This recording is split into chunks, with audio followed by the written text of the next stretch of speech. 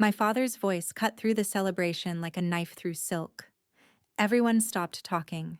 50 pairs of eyes turned toward me, standing frozen in my graduation dress while my father's words still hung in the air like poison gas. Don't expect much from her. She's a disappointment. My sister Victoria threw her head back and laughed. My brother Marcus started clapping slowly, mockingly. Then the rest of them joined in. Cousins, aunts, uncles, family friends, all of them applauding my public execution. My mother didn't even look at me. She just refilled her wine glass and turned away. I smiled, because that's what you do when you've been bleeding internally for so long that you've learned to hide the wounds. But what they didn't know, what none of them could possibly know, was that in exactly 31 days, they would show up at my office building, mascara running, voices breaking, begging me to save them from complete and total ruin. Character introduction. My name is Margot Chen, and this is the story of how my family destroyed themselves while trying to destroy me. I'm 27 years old. I graduated summa cum laude from law school. I passed the bar exam on my first try with one of the highest scores in the state. And on the night that should have celebrated everything I'd worked for, my father told a room full of people that I was worthless. Let me take you back to where this really started. Because that graduation party? That was just the final performance in a lifetime of humiliation. Main story begins. Growing up, there were 3 children in the Chen family. Victoria was the oldest, beautiful, charming, everything a daughter should be according to my parents. Marcus was the middle child and only son, brilliant, charismatic, destined for greatness. Then there was me, the accident. They never said it out loud, but I knew. My mother was 42 when she got pregnant with me. They'd already had their perfect family. I was the unplanned disruption that threw everything off balance. Victoria became a realtor at 23. Within 2 years, she was selling multi-million-dollar properties and driving a BMW my father helped her buy. "That's my girl," he'd say, showing everyone her sales awards. "Natural talent, just like her old man." Marcus went to business school and came out with an MBA and a 6-figure job offer at a consulting firm. My father threw him a party bigger than my wedding would ever be. "The Chen legacy continues," he announced, toasting my brother while I stood in the corner, invisible. Then there was me, grinding through undergrad while working 3 part-time jobs because my parents couldn't afford to help me like they'd helped the others. I got into law school through scholarships and loans. I studied until 3 a.m. most nights, survived on ramen and black coffee, and never asked them for a single dollar. Law school, my father had scoffed when I got my acceptance letter. "She thinks she's going to be some hotshot lawyer. Margot, you can barely speak up in family dinners. How are you going to argue in front of a judge?" My mother had just sighed. "Well, at least she'll have something to fall back on when she realizes she's not cut out for it." Victoria had laughed. "Maybe you can be a paralegal or something. You know, assistant work. That seems more your speed." I didn't respond. I just went to law school and disappeared into my studies like a ghost. 3 years. 3 years of them forgetting I existed unless they needed someone to mock at family gatherings. 3 years of Victoria calling me to brag about her commissions while I ate 49-cent instant noodles. 3 years of Marcus telling me I should be more ambitious while I was pulling all-nighters writing law review articles that would eventually get published in prestigious journals they'd never read. And then graduation came. I invited them out of obligation. Some stupid, desperate part of me thought maybe, this would be the moment they finally saw me, finally respected what I'd accomplished. My father rented out a private room at an expensive restaurant. For my daughter's graduation, he told everyone. But the party wasn't for me, it was for them. A chance to show off their successful family to their wealthy friends and business associates. I arrived wearing a simple black dress I'd bought at a discount store. Victoria showed up in designer everything, immediately becoming the center of attention. Marcus brought his new girlfriend, some marketing executive with perfect teeth, and a Rolex. So, Margot graduated law school, my mother announced to the room with the enthusiasm of someone reading a grocery list. We're very proud. The way she paused before proud told everyone everything they needed to know. Victoria hugged me for show, whispering in my ear, "Try not to embarrass us tonight, okay?" The evening progressed like a slow-motion car crash. People congratulated me with hollow words while asking Victoria about her latest luxury listing. They'd ask Marcus about his consulting projects, while I stood there holding a drink I couldn't afford to replace, if I spilled it. Then came dinner. My father stood up to make a toast. My heart actually lifted for a moment. Maybe this was it. Maybe he'd finally acknowledge, "I want to thank everyone for coming tonight," he began, his voice carrying across the room. "The Chen family has always valued success and achievement. My daughter Victoria has built an incredible real estate career. My son Marcus is revolutionizing the consulting industry." He paused, looked at me. His expression shifted into something between pity and contempt. "And Margot, well, Margot graduated law school. She passed the bar exam, which is something." He let out a small laugh. "But let's be realistic here. Don't expect much from her. She's a disappointment." The room went silent. Then Victoria laughed. That high, cutting laugh that had haunted me since childhood. Marcus joined her, starting that slow, mocking clap, and like dominoes, everyone else followed. Applause. Laughter. Knowing glances exchanged between people who'd just witnessed a daughter being eviscerated by her own father. My mother topped off her wine glass and looked away. I stood there, champagne glass in my hand, and I smiled. Because somewhere deep inside me, something finally broke. And when it broke, it didn't shatter into grief or rage. It crystallized into perfect cold clarity. I set down my glass, picked up my coat, and walked out. Nobody stopped me. Nobody followed me. They just kept laughing and drinking and celebrating a family that I was no longer part of. The transformation. I went home to my tiny apartment and opened my laptop. 7 emails waiting for me, all from top-tier law firms where I'd interviewed during my final semester, all offering me positions. I'd kept them secret because I was tired of my family's commentary, tired of the inevitable ways they'd find to diminish whatever I achieved. One email stood out. Patterson, White and Associates, one of the most prestigious corporate law firms in the country. They weren't just offering me an associate position. They were offering me a spot in their mergers and acquisitions department with a starting salary that was triple what Marcus made in consulting. I accepted before I could overthink it. The next morning, I blocked every single family member's number, blocked them on social media, erased every connection. I didn't send an explanation or a goodbye message. I just vanished from their lives as completely as they'd made me feel invisible in mine. 4 weeks later, Patterson, White and Associates occupied floors 30 through 43 of the Pinnacle Tower downtown. My office was on the 37th floor, corner view, glass walls that looked out over the entire city. My name on the door in sleek chrome letters, Margot Chen, Associate Attorney.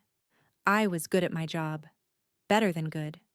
The attention to detail that had made me seem nitpicky to my family made me invaluable to clients who were negotiating $100 million deals.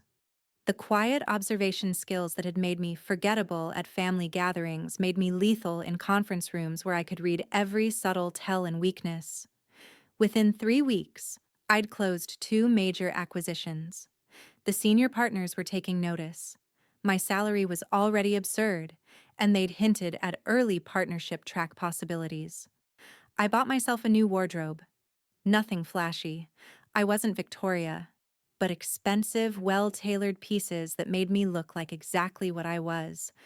Someone who belonged in boardrooms where millions of dollars changed hands. I moved into a luxury high-rise apartment with floor-to-ceiling windows and a doorman who called me Ms. Chen with actual respect in his voice. And I never, not once, reached out to my family. The collapse begins. I was in a meeting with a client when my assistant knocked on the glass door. She looked uncomfortable. "I'm sorry to interrupt, Ms. Chen, but there are people in the lobby asking for you. They say they're your family and it's an emergency." My client, a CEO of a pharmaceutical company, raised an eyebrow. "Do you need to handle that?" "No," I said smoothly. "Security can escort them out. I don't have family." My assistant nodded and left. I continued the meeting without missing a beat. But they came back. 3 days later, my assistant sent me an email. "Your family members are in the lobby again. They're causing a scene. Security is threatening to call the police. They're saying they need to speak with you urgently about a legal matter." Legal matter. I felt something cold settle in my chest. I excused myself from my office and took the elevator down to the lobby. They were all there.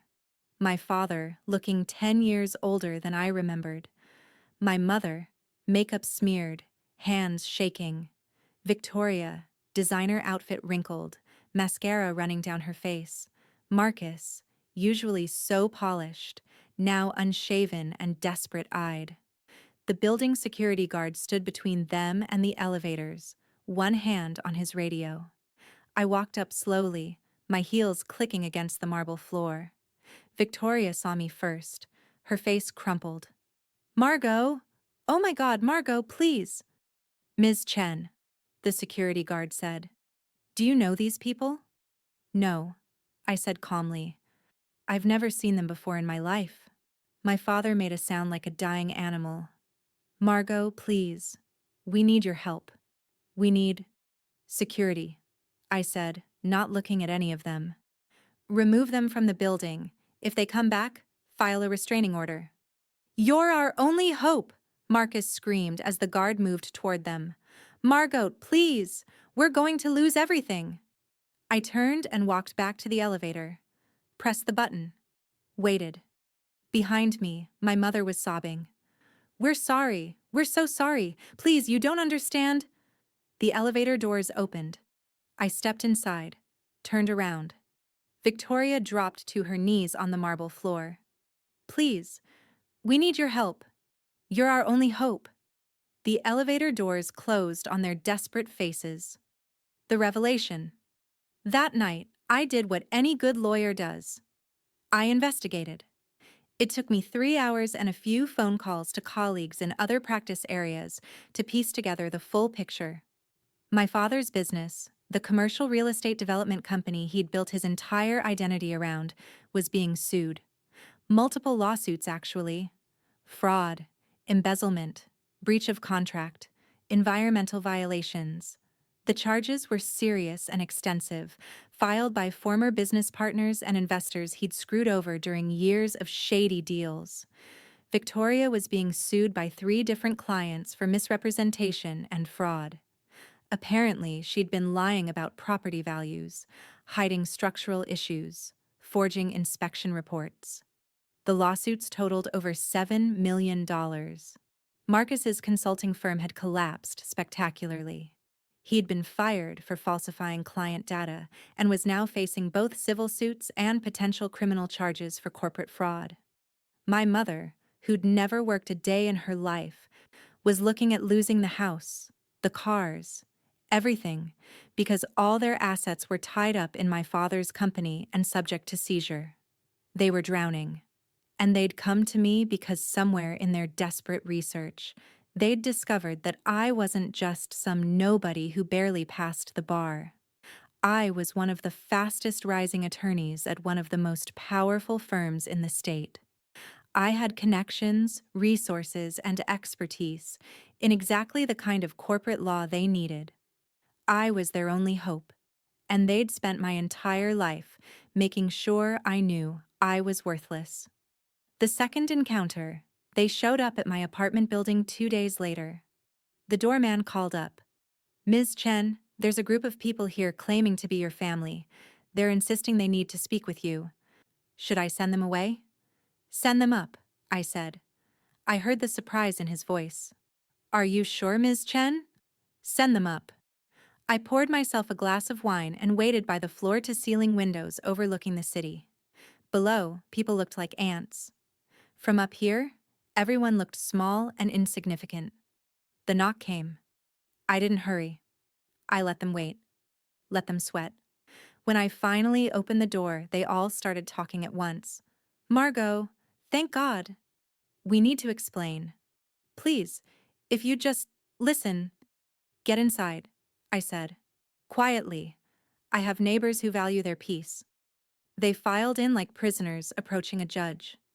Victoria's eyes widened at my apartment. The marble entryway, the open concept living space, the view that probably cost more per month than her BMW payment. You. This is where you live? My mother whispered. Sit down, I said, gesturing to the designer couch that had cost me $3,000. I'd bought it because I could, because I wanted it, because nobody could tell me I didn't deserve it. They sat. I remained standing.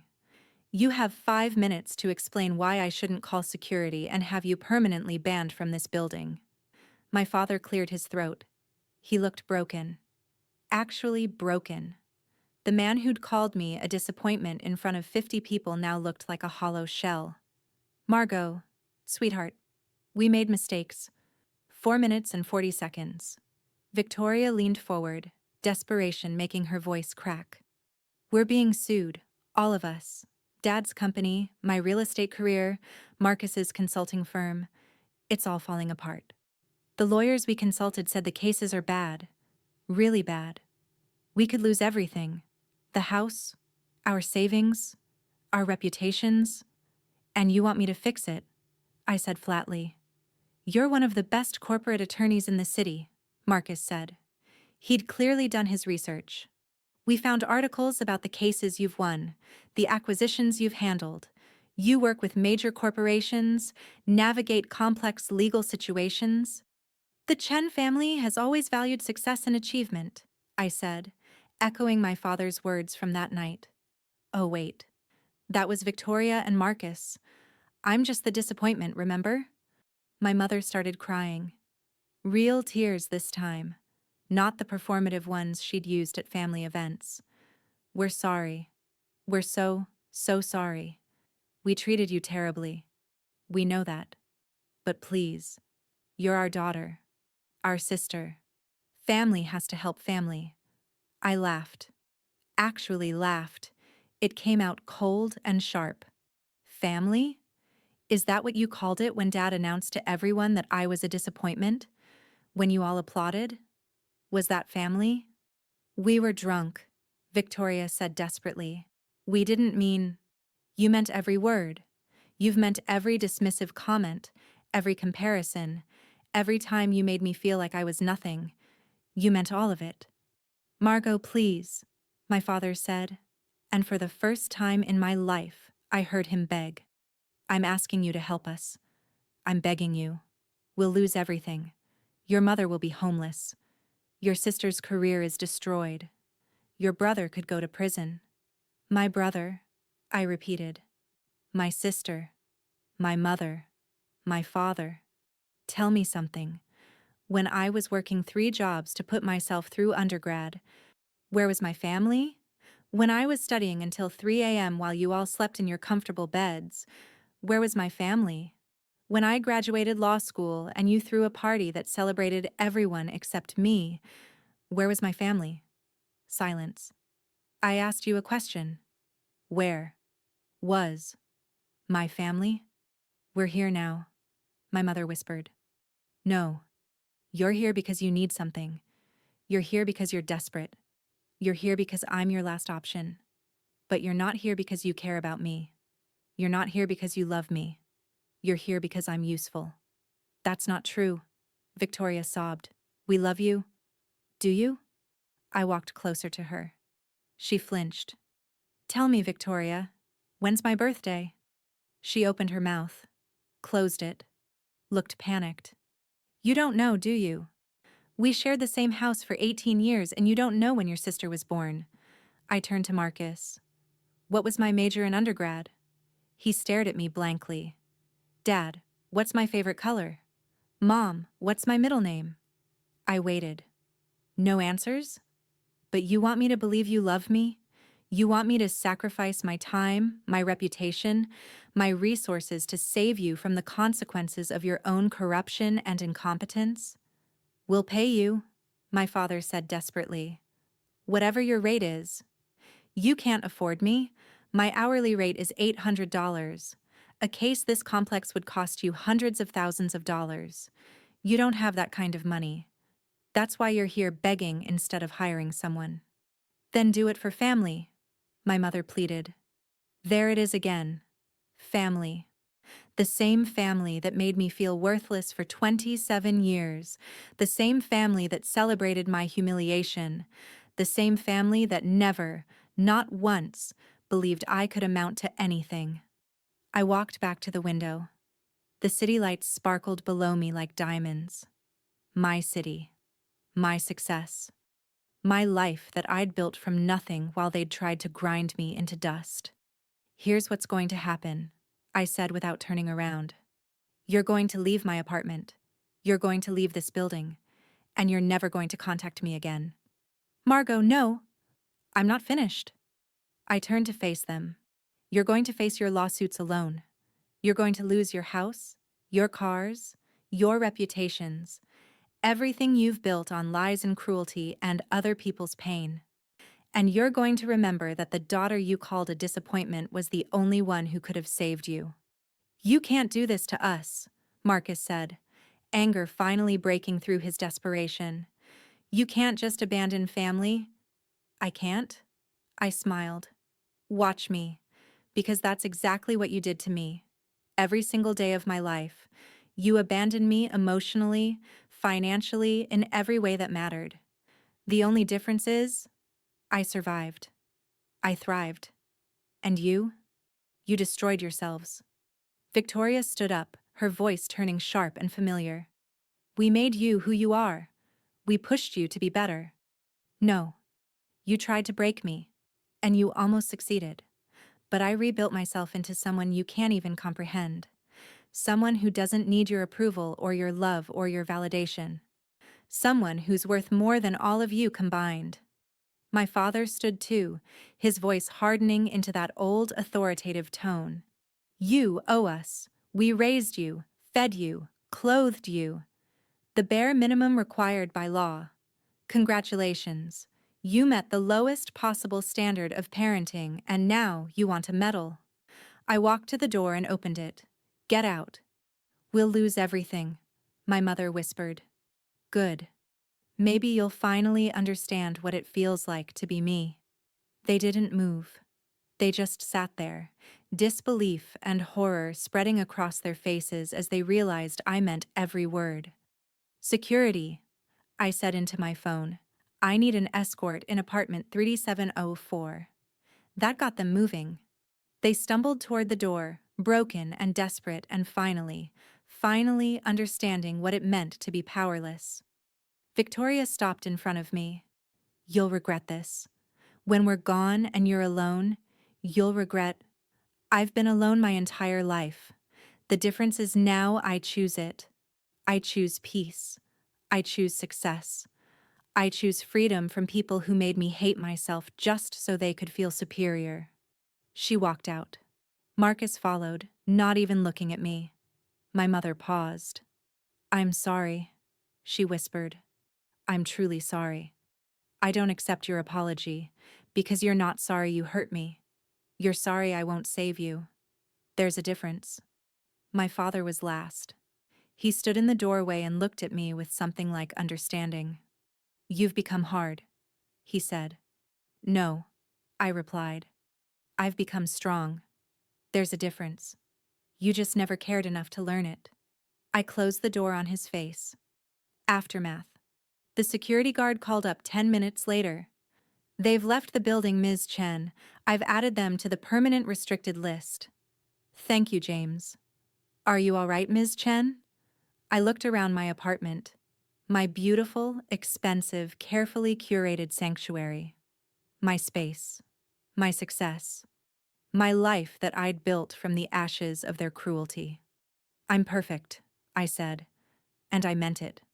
Over the next 3 months, I watched from a distance as the Chen family empire crumbled. My father's company declared bankruptcy. The house was foreclosed. Victoria lost her real estate license. Marcus was convicted of fraud and sentenced to 3 years probation and community service. My mother moved into a small apartment, got a job at a retail store, finally learned what it meant to work for survival. I didn't feel guilty. I didn't feel vindicated. I just felt free. At work, I made senior associate. The partners offered me a path to junior partnership within 3 years. I won cases. I built a reputation. I became exactly who I was always meant to be. Someone powerful, respected, and completely self-made. And whenever someone asked if I had family, I smiled and said, "No, I'm building my own legacy." Because that's what happens when you spend your whole life being invisible. Either you disappear completely, or you become impossible to ignore. I chose the latter, and I never looked back.